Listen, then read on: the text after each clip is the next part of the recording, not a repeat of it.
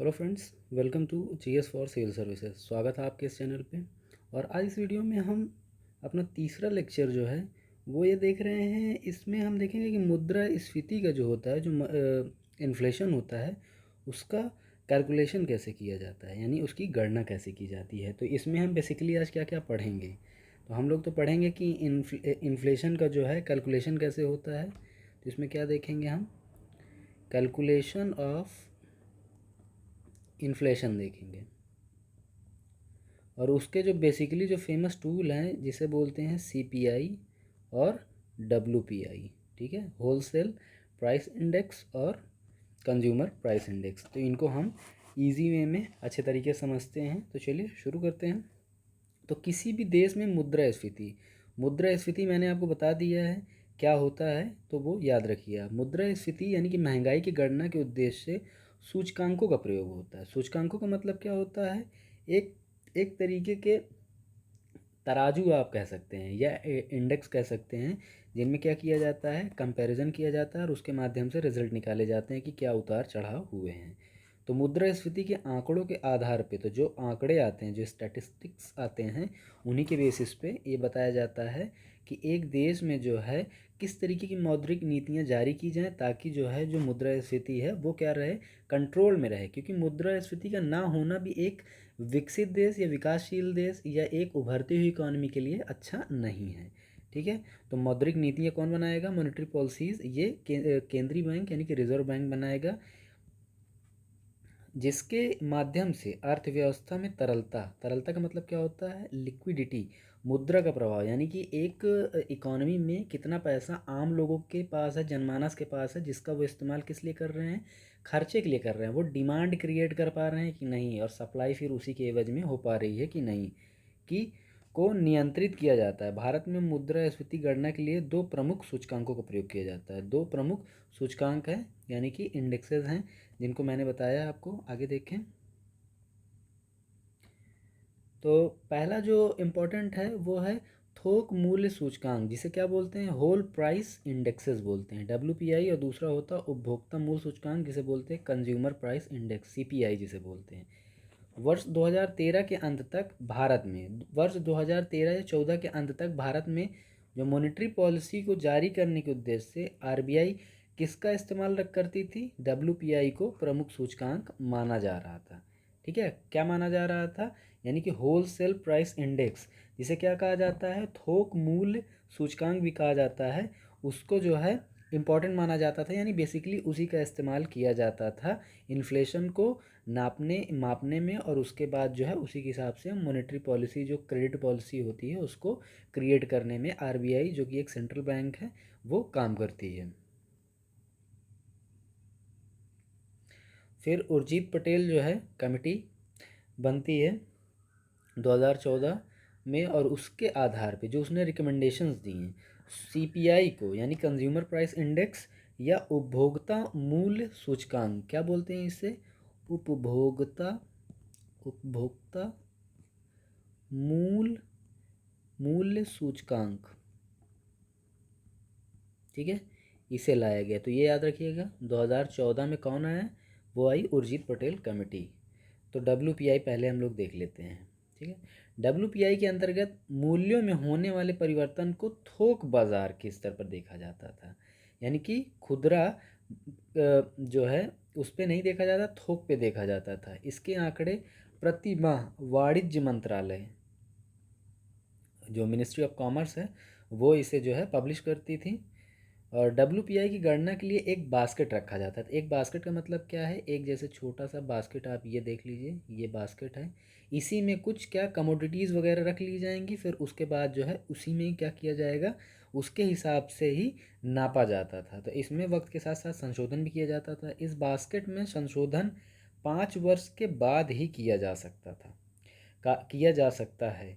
ठीक है, कितने टाइम बाद, 5 वर्ष बाद, परंतु 10 वर्ष के भीतर अनिवार्य रूप से, यानी कि एकदम नेसेसरी है, कितने टाइम में, 10 वर्ष के अंतर्गत संशोधन करने के लिए इस जो डब्ल्यू पी आई बास्केट है उसमें किया जाता था। इसी प्रक्रिया में बास्केट में कुछ नई वस्तुओं को सम्मिलित किया जाता था एवं कुछ अन्य वस्तुओं को क्या किया जाता है, निकाल दिया जाता था। डब्ल्यू के बास्केट में मात्र वस्तुएं ही सम्मिलित हैं, ठीक है। तो यहाँ पे याद रखिए कि इसमें जो है सेवाओं को, ठीक है, सेवाओं को शामिल नहीं किया जाता था, ये याद रखिएगा। यहाँ पे क्वेश्चन बन सकता है, जैसे कि ऑप्शन में भी आ सकता है कि डब्ल्यू के बास्केट में कौन सी जो है चीज़ों को इन्वॉल्व नहीं किया जाता, उसमें सिर्फ कमोडिटी या गुड्स को ही सिर्फ इन्वॉल्व किया जाएगा, सेवाओं यानी कि सर्विसेज को उसमें नहीं जोड़ा जाता था। इस बास्केट में कितनी थी, 697 वस्तुएं सम्मिलित हैं। इससे पूर्व इस बास्केट में जो है 676 वस्तुएं सम्मिलित थी, परंतु 12 मई 2017 को इस बास्केट का संशोधन किया गया और इसमें वस्तुओं की संख्या जो है कितनी हो गई, टोटल 697 हो गई वर्तमान में। इस बास्केट के अंतर्गत तीन तीन अलग अलग तरीके की, ठीक है, मतलब कि कैटेगराइज किया गया, वस्तुओं को तीन अलग अलग भागों में बांटा गया। तो पहले प्राइमरी गुड्स, दूसरी थी विनिर्मित वस्तुएं या जिन्हें कह सकते हैं विनिर्मित वस्तुएं, और तीसरी थी ईंधन या एनर्जी से मतलब समझ लीजिए। तो पहली चीज़ क्या थी, प्राइमरी गुड्स, दूसरी विनिर्मित और तीसरी ईंधन एवं ऊर्जा इत्यादि। इस नवीन बास्केट में अनाज, फल, सब्जी, कपास, मिनरल इत्यादि जैसे 117 वस्तुएं सम्मिलित थी, यानी कि प्राइमरी गुड्स में जो डेली बेसिस पे क्या होती हैं, यूज़ होती हैं। सीमेंट वगैरह है, रसायन है, कंज्यूमर ड्यूरेबल्स हैं, एवं MFCG जिसे फास्ट मूविंग कंज्यूमर गुड्स बोलते हैं। तो कंज्यूमर ड्यूरेबल और FMCG जिसे क्या बोलते हैं कि मतलब कि फास्ट मूविंग जो कंज्यूमर गुड्स होते हैं, इन दोनों का मतलब क्या है। जैसे कि आपने कोई टीवी खरीद ली, फ्रिज खरीद लिया, ठीक है, एसी खरीद ली, तो ये क्या होता है, ऐसा तो है नहीं कि आज आपने एसी खरीदी कल एक नई एसी ले आएंगे। तो ये क्या होता है, 10 साल 15 साल अच्छे से अगर इस्तेमाल करें तो लंबे टाइम तक चल जाती हैं। तो इन्हें क्या बोला जाता है, कंज्यूमर ड्यूरेबल गुड्स बोला जाता है। और FMCG fast moving consumer goods का मतलब क्या होता है, जैसे कि साबुन, तेल, ठीक है, इत्यादि। इनका क्या होता है कि आज आपने इस्तेमाल किया, एक हफ्ते बाद वो ख़त्म हो जाएगा, फिर आप उसको उसमें करेंगे। तो इसे किस में डाला गया, विनिर्मित वस्तुओं में। तो डेली बेसिस की जो इस्तेमाल की जो वस्तुएं हैं, ड्यूरेबल और कंज्यूमर ड्यूरेबल के हिसाब से विनिर्मित वस्तुओं में डाला गया, ठीक है, ये जो सेकंड कैटेगरी थी। और ईंधन जो कि WPI की तीसरी कैटेगरी है, इसमें हिस्से में सिर्फ 16 वस्तुएं ही सम्मिलित की गई थी। WPI के अंतर्गत वर्तमान में मात्र 697 वस्तुओं के मूल्य में होने वाले औसत परिवर्तन को मापा जाता है, यानी कि इसमें टोटल जो है 697 गुड्स हैं, जिनके वैल्यू में होने वाले जो चेंजेस होते हैं उन्हीं के आधार पर निर्धारण किया जाता है कि इन्फ्लेशन कितना है। कुछ वस्तुएं कुछ वस्तुएं महंगी होती हैं जो कि मुद्रास्फीति को ऊपर खींचती हैं, ठीक है, ये काफ़ी इंपॉर्टेंट है यहाँ पे, क्योंकि इसकी इन्फ्लेशन हम लोग को समझना है। तो कुछ वस्तुएं महंगी होती हैं, ठीक है, कुछ वस्तुओं का कीमत क्या होगा, 10 रुपये हो जाएगा, जो कि मुद्रास्फीति को क्या करेंगी, ऊपर बढ़ाएंगी। और जबकि कुछ वस्तुएं क्या होंगी, सस्ती होंगी, जैसे 5 रुपये होंगी, और वो क्या करेंगे, मुद्रास्फीति को नीचे खींचेंगी। क्योंकि नीचे कैसे खींचेंगी, लोगों की क्या होगी, इसकी क्या होगी, चीज़ें जो हैं एक दूसरे को अप एंड डाउन करेंगी, और इससे क्या होगा, ऊपर व नीचे के इस खिंचातान को क्या कहा जाएगा, स्क्यूफ्लेशन कहा जाएगा। तो यहाँ पे आपको स्क्यूफ्लेशन भी क्लियर हो गया, ठीक है। तो स्क्यूफ्लेशन जो है क्या है, WPI जो बकेट है उसी में क्या होगी, सस्ती और महंगी वस्तुएं जो खींचतान की जो एक प्रक्रिया होती है उनके बीच में, उसे क्या कहा जाएगा, स्क्यूफ्लेशन कहा जाएगा। यदि इस बास्केट को खरीदने की प्रक्रिया में पिछले बार की तुलना में व्यय ज़्यादा हो तब यह मुद्रास्फीति की अवस्था होती है, जबकि यह व्यय कम हो तो मुद्रा संकुचन यानी अपस्फीति की दशा होती है। यानी कि ये बास्केट जैसे है, ये बास्केट आप देख रहे हैं कि जैसे कि 2020 में इसे ख़रीदने में आपको 50 रुपये खर्चा करना पड़ा था, और 2021 में इस बास्केट को आपको ख़रीदने में जो है कितना, 60 रुपये खर्चा करना पड़े। तो ये क्या होगा, ये दशा जो होगी 50 रुपये वाली, ये मुद्रा संकुचन की होगी, यानी कि इसमें कहीं ना कहीं क्या होगा, इन्फ्लेशन जो है कम हुआ होगा, या जो मूल्य होगा उसमें कमतरी आई होगी, और ये क्या होगा, ये मुद्रास्फीति की अवस्था है, यानी कि इसमें कीमतों में बढ़ोतरी हुई, महंगाई बढ़ी है। भारत में किसी भी माह के लिए मुद्रास्फीति की गणना विगत वर्ष के उसी माह की तुलना में की जाती है। ठीक, पहला पॉइंट। और डब्ल्यूपीआई की गणना में अप्रत्यक्ष कर को वस्तुओं के मूल्य को सम्मिलित नहीं किया जाता, यानी इनडायरेक्ट टैक्स को वस्तुओं के मूल्य को सम्मिलित नहीं किया जाता। ये काफ़ी इंपॉर्टेंट है। इनडायरेक्ट यानी कि अप्रत्यक्ष कर को वस्तुओं के मूल्य को सम्मिलित नहीं किया जाता है।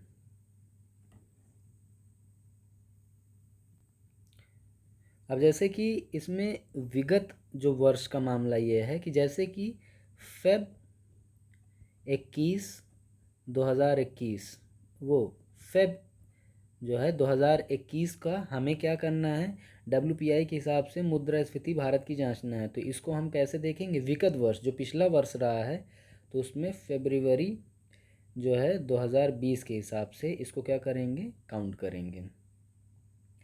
और इसी में जो है सेवाएं वगैरह तो शामिल होती नहीं है, ये तो आपको पता ही है, खाली गुड्स का ही जो है इसमें क्या करेंगे, कंपैरिजन करेंगे। एक सूचकांक के रूप में यानी इंडेक्स के रूप में डब्ल्यूपीआई में 3 सामान्य समस्याएं देखने को मिलती हैं। ठीक है, 3 इसमें समस्याएं देखने को आपको मिलेंगी। तो पहली चीज़ क्या है कि इस बास्केट में सेवाएं सम्मिलित नहीं हैं, यानी कि सर्विसेज सम्मिलित नहीं है। लेकिन भारत की जो इकॉनमी है उसका जो सबसे बड़ा हिस्सा है वो सेवाओं पर ही आधारित है, जिसके बेसिस पे क्या होगा, सेवाएं हमारे उपभोग का एक अहम हिस्सा है और डब्ल्यूपीआई कहीं ना कहीं उसे लैग कर रहा है, यानी कि होलसेल प्राइस इंडेक्स में एक कंपोनेंट की कमी है। अब दूसरी चीज़ है, डब्ल्यूपीआई में मूल्यों में होने वाले परिवर्तन को थोक बाज़ार के स्तर पर मापा जाता है, यानी कि पर्टिकुलरली जो इंडिविजुअल लेवल पर उसका क्या इस्तेमाल हो रहा है, कंज्यूमर के हिसाब से क्या मामला चल रहा है उसे नहीं समझा जा सकता। आम उपभोक्ता खुदरा स्तर पर उपभोग करता है, तो क्या होता है कि ये कहीं ना कहीं मैक्रो लेवल पर देखा जा रहा है, माइक्रो लेवल पर नहीं देखा जा रहा है। डब्ल्यूपीआई में जो तीसरी कमी है वो ये कि सर्वाधिक भार विनिर्मित वस्तुओं का है। विनिर्मित वस्तुओं में कौन, ड्यूरेबल गुड्स और एफएमसीजी जो हैं, फास्ट मूविंग जो कंज्यूमर गुड्स हैं, उनकी जो है संख्या इसमें सबसे ज़्यादा है, जिसका उपयोग दैनिक जीवन में कम होता है। अब जैसे कि ड्यूरेबल गुड्स है तो उनका इस्तेमाल कहाँ, दैनिक जीवन में, मतलब कि आप खरीदते नहीं हैं क्योंकि उसे ही तो जोड़ा जाएगा। इन समस्याओं के चलते, ठीक है, इन समस्याओं के चलते 2003 में उर्जित पटेल कमेटी बनाई गई, ठीक है, जिसने 2014 में रिकमेंडेशंस दिए और उसके आधार पर यह तय किया गया कि मुद्रास्फीति की गणना जो है अब क्या है, सीपीआई को रखा जाएगा, यानी कंज्यूमर प्राइस इंडेक्स के बेसिस पे क्या किया जाएगा, इसे मापा जाएगा। ठीक है, इसे मापा जाएगा। अतः 2014 में सीपीआई को मुख्य आधार बनाया गया, जिस पर आरबीआई की क्या है, मौद्रिक नीतियां जो हैं आधारित होती हैं, यानी कि जो मॉनेटरी पॉलिसी और क्रेडिट पॉलिसी है आरबीआई की, उसको इसी के आधार पर रखा जाता है। 2014 के दौरान सीपीआई यानी कंज्यूमर प्राइस इंडेक्स की दर कितनी थी, 10% थी। ठीक है, 10% थी। उर्जित पटेल समिति ने यह सुझाव दिया कि अगले 12 महीनों में, यानी कि उनका एक प्रेडिक्शन था कि इसको इतना खींच के नीचे लाना है, 12 महीने में मौद्रिक नीतियों के मामले में इस दर को घटाकर 8% तक लाया जाए। इसके बाद 12 महीनों में घटाकर 6%, 12 महीने में 8%, 6%, फिर 12 महीने में 4% तक नीचे लाया जाए और इसे फिर 4% पर इसे प्लस माइनस के मतलब कि 2% के हिसाब से इसे क्या किया जाए, इसका परिसीमन तय कर दिया जाए, यानी कि 4 से 2% के बीच में इसे रखा जाए। आरबीआई ने अपनी मौद्रिक नीतियों में यह सुनिश्चित करा है कि सीपीआई की दर 2% से नीचे एवं 6% के ऊपर ना जाए। ये किसका है, ये आरबीआई की मौद्रिक नीतियों का एक मामला है। अब कंज्यूमर प्राइस इंडेक्स को और अच्छे से देखते हैं हम लोग। सीपीआई कंज्यूमर प्राइस इंडेक्स, इसमें क्या है, वर्तमान में सीपीआई भारत में मुद्रास्फीति का गणना का प्रमुख सूचकांक है और ये किस कमेटी के रिकमेंडेशंस पे ये बोला गया था, आप ये जो है, तो अब हम लोग आगे देखते हैं कि जैसे कि डब्ल्यूपीआई में 3 अलग अलग क्लासिफिकेशंस थी, उसी तरीके से सीपीआई में भी जो है जो इंडेक्स है उसमें भी 4 अलग अलग सूचकांक हैं। ठीक है, वर्तमान में सीपीआई भारत में मुद्रास्फीति की गणना का प्रमुख सूचकांक है, जो कि किस कमेटी के रिकमेंडेशंस पे लागू किया गया था, तो उर्जित सिंह जो पटेल कमेटी बनी हुई थी 2013 में, ठीक है, 2013 में बनी और 2014 में इसने रिकमेंडेशन दिए और CPI उसके बाद लागू हो गया। तो इसमें 4 जो हैं इंडेक्सेस हैं उनको देखते हैं। तो CPI industrial labours for industrial labours यानी कि औद्योगिक श्रमिकों के लिए, इसे जो है शॉर्ट में CPI जो है IW भी कहा जाता है, इंडस्ट्रियल वर्कर्स के लिए कहा जाता है। दूसरा है CPI-AL जिसे एग्रीकल्चर लेबर कहा जाता है, खेतीहर श्रमिकों के लिए जो खेती करते हैं उनके लिए अलग इंडेक्सेस है। और CPI-RL यानी कि रूरल लेबर्स ग्रामीण श्रमिकों के लिए है। CPI-UNME जिसे बोलते हैं for urban non manual employers यानी कि अशारीरिक श्रम करने वाले शहरी कर्मचारियों के लिए।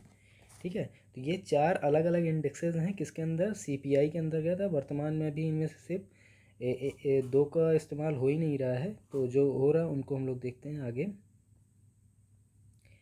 इन सूचकांकों में सबसे पहले 3 सूचकांक यानी कि क्या है, इंडस्ट्रियल वर्कर, एग्रीकल्चर और प्लस रूरल लेबर।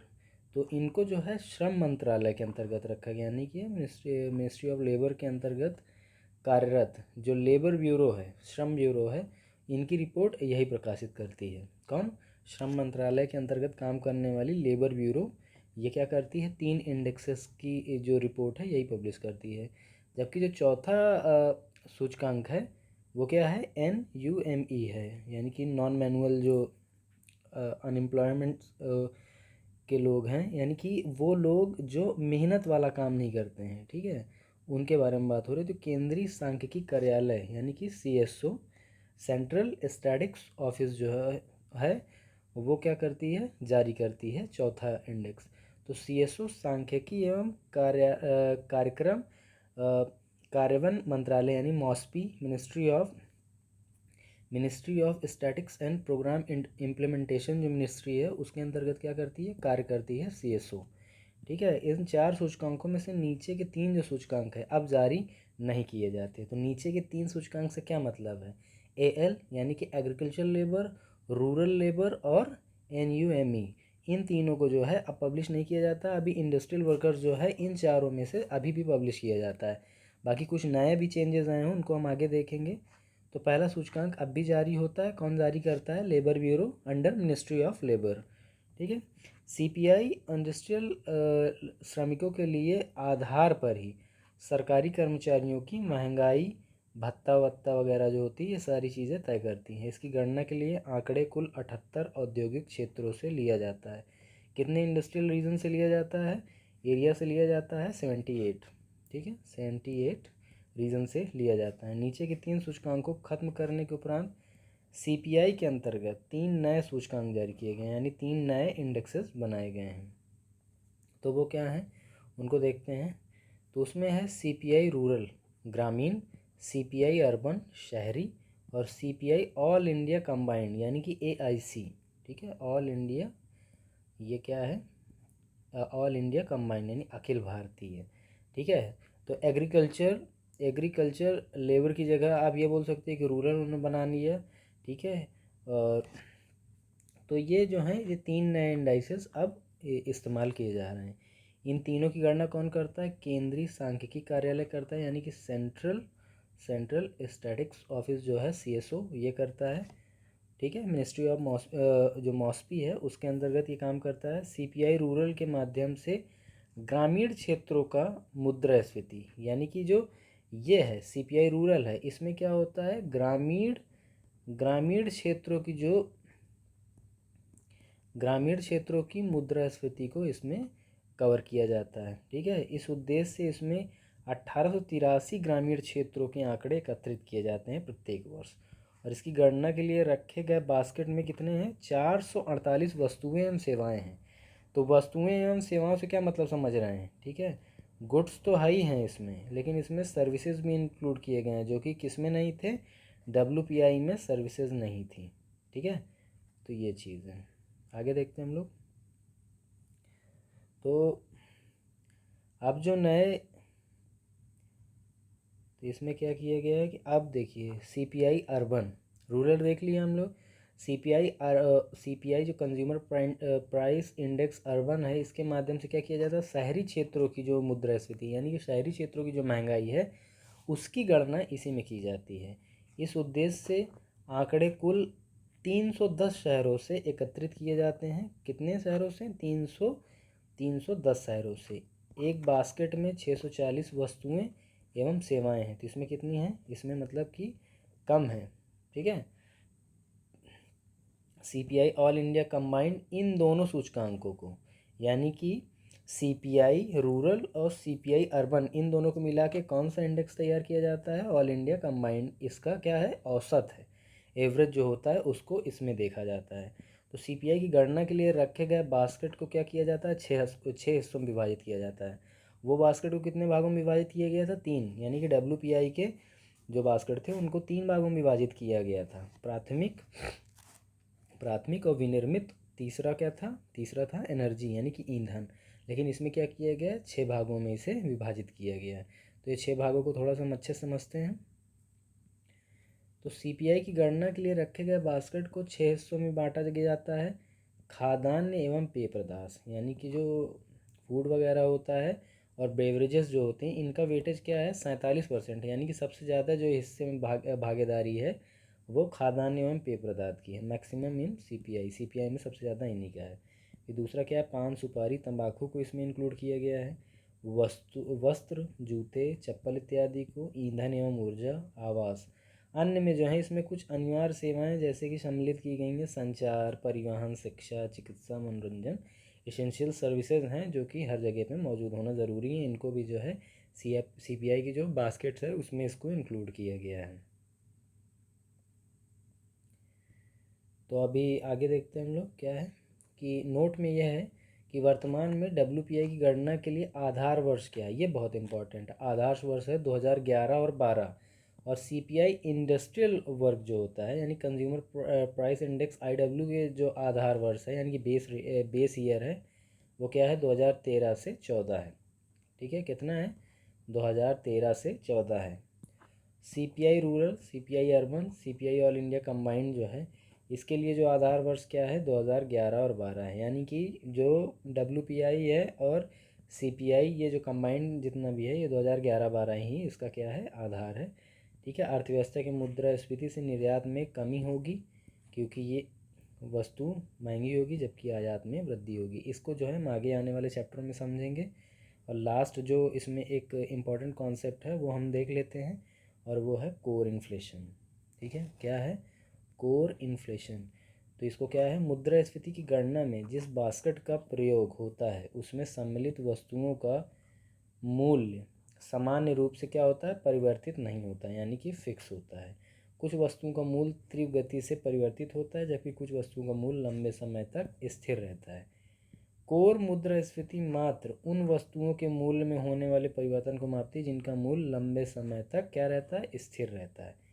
यानी कि बास्केट में लंबे समय तक स्थिर रहने वाले वस्तुओं के मूल्य वाले जितने भी वस्तु हैं उनमें क्या है? जब इन्फ्लेशन में जब ग्रोथ आती है तो इसे क्या कहा जाता है? कोर इन्फ्लेशन कहा जाता है। अतः इसकी गणना में बास्केट में उन वस्तुओं को सम्मिलित नहीं किया जाता जिनके मूल्य में परिवर्तन तेजी से होता है। तो कोर इन्फ्लेशन, ठीक है। कोर इन्फ्लेशन मतलब लंबे समय तक